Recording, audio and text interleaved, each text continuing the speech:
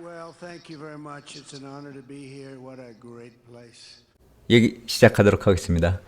오늘 트럼프 대통령이 중동 순방을 시작했다라고 하는데요.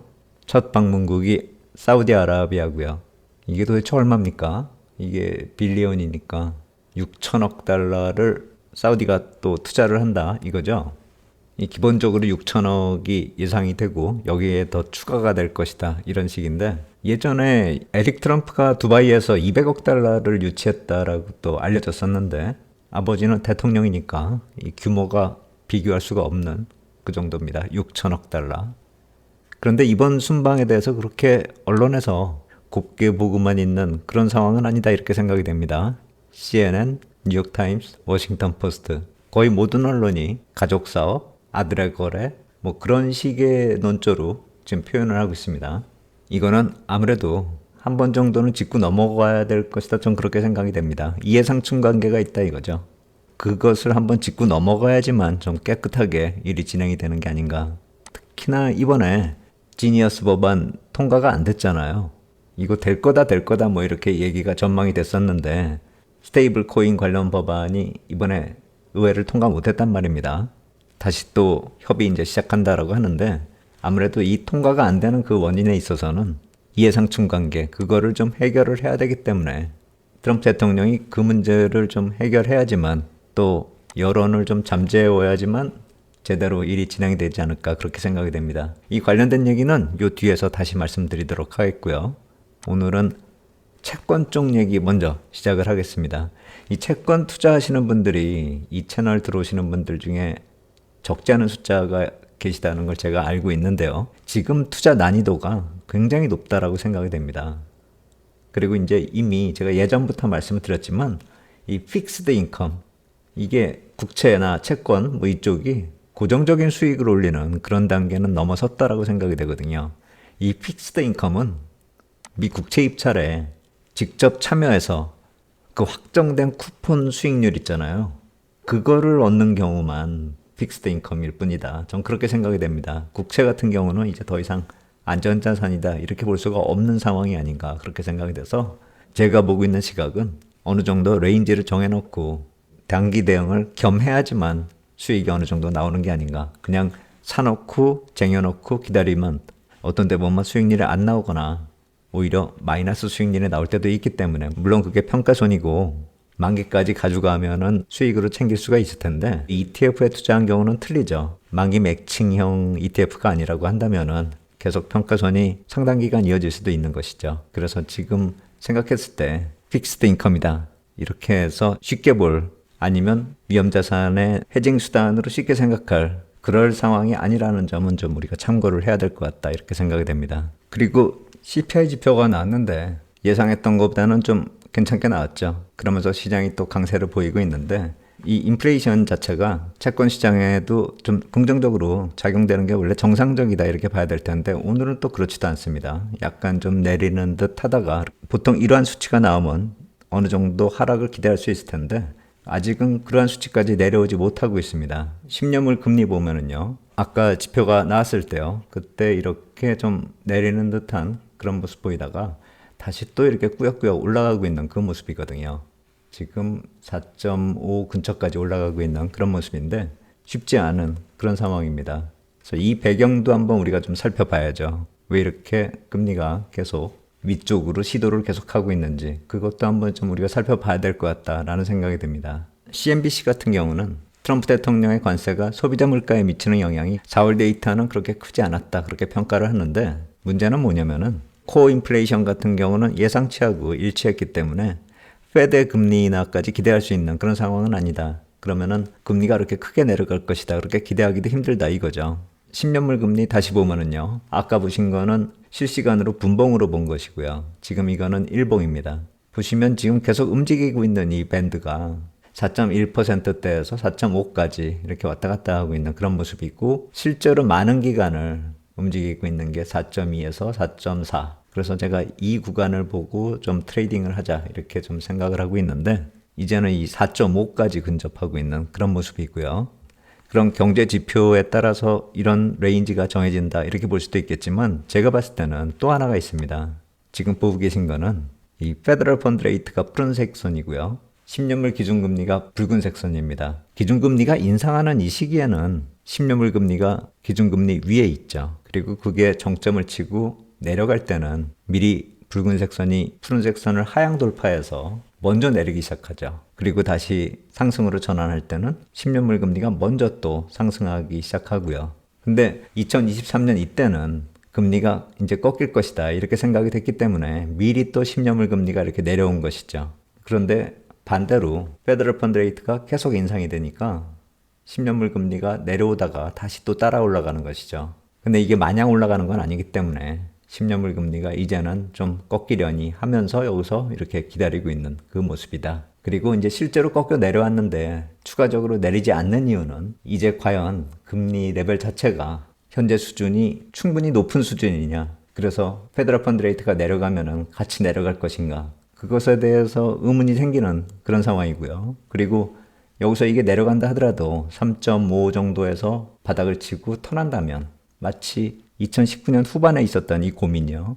페더럴 펀드 레이트에 10년물 금리가 붙어가지고 페더럴 펀드 레이트가 올라갈 것인지 내려갈 것인지 그것에 대해서 같이 고민을 하던 그 모습하고 아주 유사하다라는 것이죠. 최근에 내추럴 레이트 얘기가 다시 또 나오고 있습니다. 페드 쪽에서도 자료가 나오고 있고 ECB 쪽에서도 지금 자료가 나오고 있는데 이 내추럴 레이트가 만약에 예전보다 계속 상승하는 그 추세가 나타난다라고 한다면은 예전보다 상대적으로 높은 금리를 우리가 생각을 해야 된다라는 것입니다. 보통 내추럴 금리가 2에서 2.5%다 이렇게 생각을 했었는데 그걸 기준으로 했을 때하고요. 만약에 좀 더 올라와서 2.5에서 뭐 3을 향해서 가고 있다라고 한다면은 점진적으로 상승을 하고 있다 이렇게 본다면은 페더럴 펀드 레이트가 내려가는 것도 하단을 예전보다 높게 봐야 될 테고요. 그걸 감안한다면 10년물 금리 역시 마찬가지로 쉽게 내려가기 힘들다라는 것이죠. 그게 지금 시장이 많이 달라지고 있는 그 상황이고 경기 흐름 자체도 어떻게 될지 모른다는 것이죠. 트럼프 대통령 관세 정책이 좀 안정적으로 가는 그 방향으로 좀 선택을 한다 하더라도 이미 관세가 적용된 게 있는 것이고 제로로 돌아가진 않는 거잖아요. 그렇다면은 인플레이션이 어느 정도 자극을 할 수도 있는 것이고 실제 경기 자체도 침체로 갈지 안 갈지에 따라서 또 금리 자체도 전망이 틀려지는 것이니까요.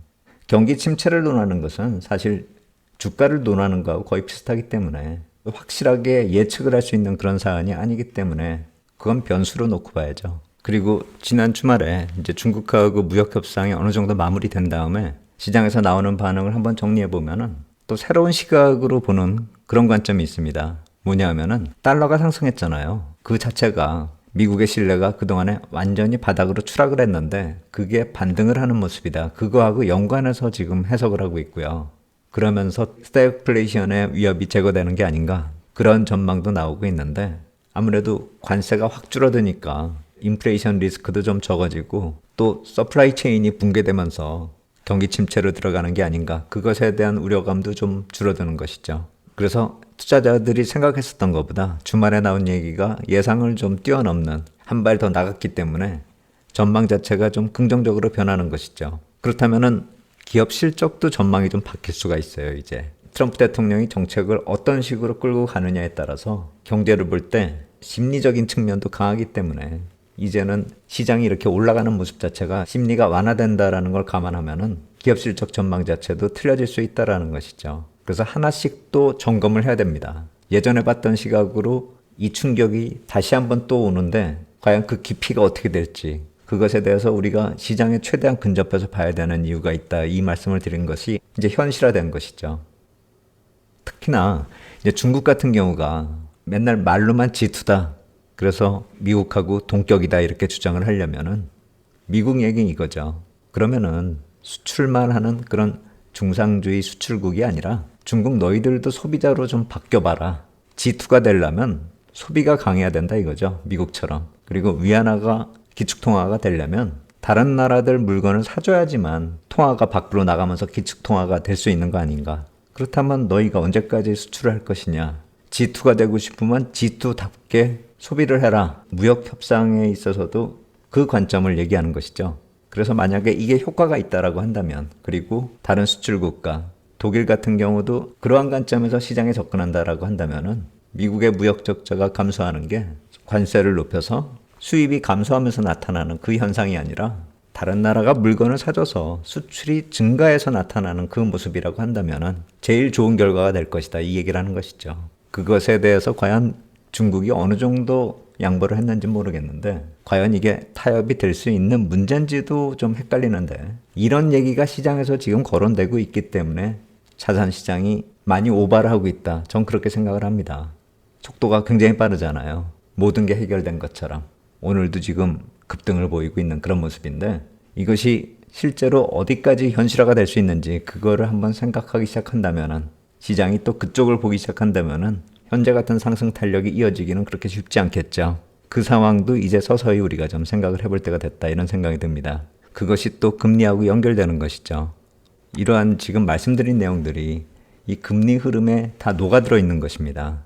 그래서 시장이 어느 쪽을 보느냐, 경기 탄력이 어느 정도 될 것이냐, 스태그플레이션이 날 것인가 아닌가, 이런 여러 가지에 대한 답을 스스로 구하면서 금리가 지금 움직이고 있는 그 모습이기 때문에, 하물며 내추럴 레이트가 올라가고 있다, 이 얘기 자체는, 이런 경우는 정확한 수치도 딱 떨어지는 게 아니라 그 방향과 흐름을 대강 인식하는 거기 때문에 더 어려운 얘기가 되는 것이죠. 그래서 지금 국채시장이 상당히 어려운, 난이도가 높아진 상태다, 그 말씀을 드리는 것입니다. 제가 이 얘기는 오늘만으로 마무리될 수 있는 얘기가 아니기 때문에 주말에 조금 더 깊이 들어가서 말씀을 드리도록 하겠습니다. 오늘 또 이 얘기도 해야 되잖아요. 블록체인. 트럼프 대통령 사우디에 갔으니까 또 그 배경 요인도 또 살펴봐야 되고요.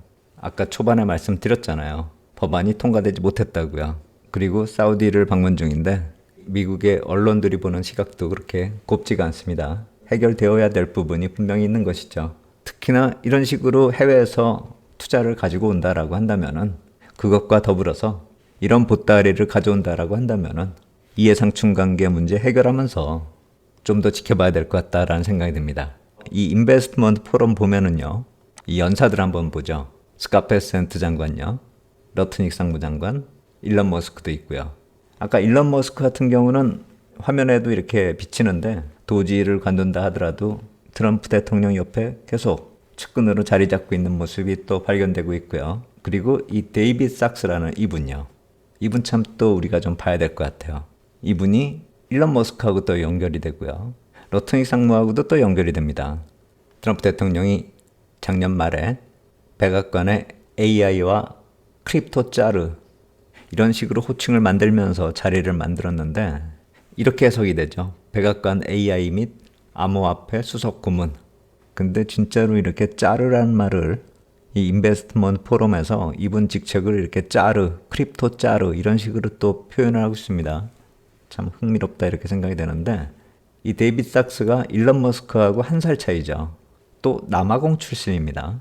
더군다나 페이팔 초기 멤버 같이 했고요. 절친일 수밖에 없죠. 공통점이 너무 많아요. 그래서 이분이 스테이블 코인 정책을 추진하고 있는데, 우리가 알고 있는 그 배경들요. 글로벌 디지털 지배력 강화하고 재무부 채권에 대해서 수요를 창출하기 때문에 장기 금리도 낮아질 수 있다. 채권하고 바로 연결되는 그 얘기가 여기서 또 우리가 찾아볼 수 있는 것이죠.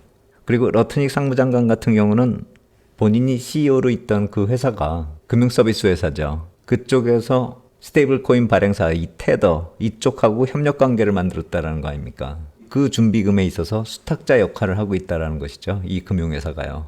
켄터 피츠제럴드요.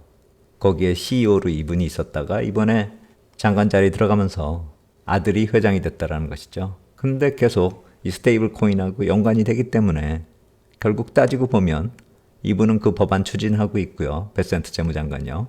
그리고 수탁회사 쪽 일을 보고 있는 러트닉 상무장관. 그리고 이 두 사람은 코인 시장에 친숙하고요. 사우디에서 열리는 그 인베스트먼트 포럼의 일정 보면은요, 데이빗 sak스가 중요한 역할을 합니다. 그리고 참여하는 사람들이 이 AI나 암호화폐 관련된 사람들이 또 참여를 하고요. 사우디아라비아 쪽에서도 또 인공지능이나 클라우딩 컴퓨터나 데이터 센터 관련된 그런 관련된 사람들이 또 같이 접촉을 한다, 이거죠.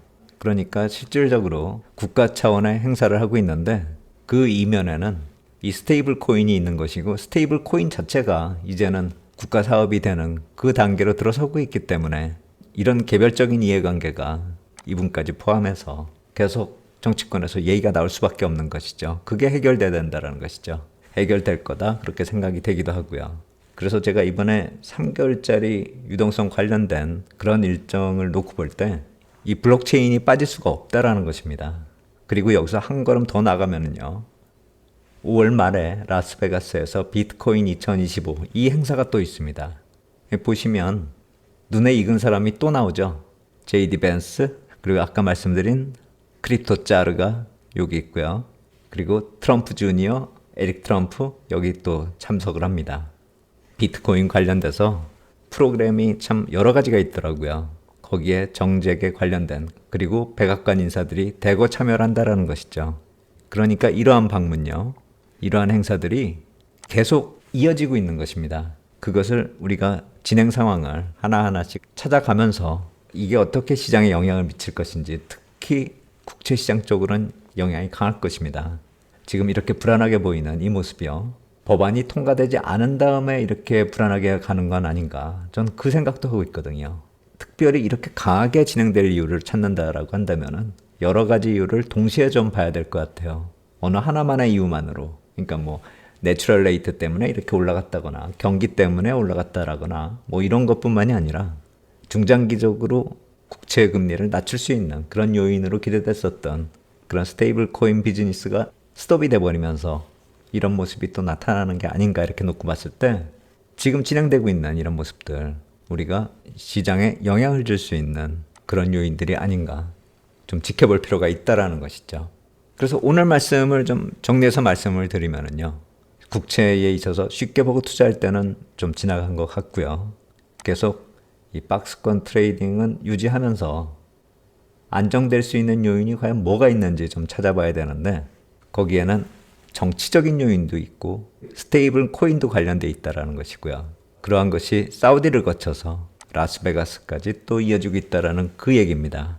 오늘 제가 말씀드리고자 하는 내용이 바로 그겁니다. 이 스토리를 전체적으로 이어가면서 이해를 한다면은 국채 시장을 해석할 때 어떤 것까지 우리가 생각해야 되는지가 정리가 된다라는 것이죠. 제가 이 말씀은 이번 주말에 더 추가적으로 말씀드리도록 하겠습니다. 오늘 여기까지 하도록 하겠습니다. 감사합니다.